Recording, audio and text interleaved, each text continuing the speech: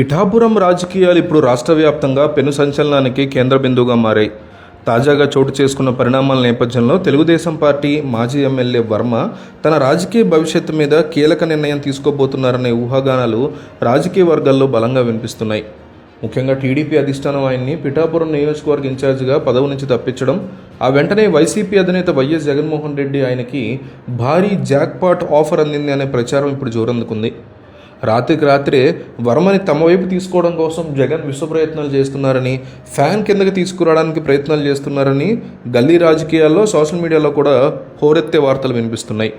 పిఠాపురంలో జనసేన నేతలతో పొసడగకపోవడం, ఫ్లెక్సీల వివాదం ముదిరి పాకాన పడడం వంటి కారణాలతో వర్మని పక్కన పెట్టడం ఆయన అనుచరులు తీవ్ర అసంతృప్తి రగిల్చింది.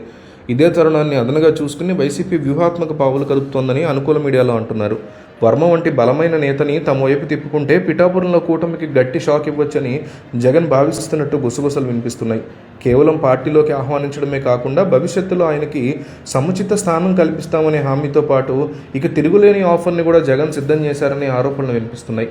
నిజానికి 2024 ఎన్నికల సమయంలోనే వర్మ త్యాగం చేశారని, అయినప్పటికీ ఆయనకి తగిన గుర్తింపు లభించలేదనే వాదనలు ఉన్న నేపథ్యంలో వైసీపీ వైపు నుంచి అందుతున్న ఈ ఆఫర్ ఆయనకు ఒక వరంగా మారే అవకాశాలు ఉన్నాయంటున్నారు.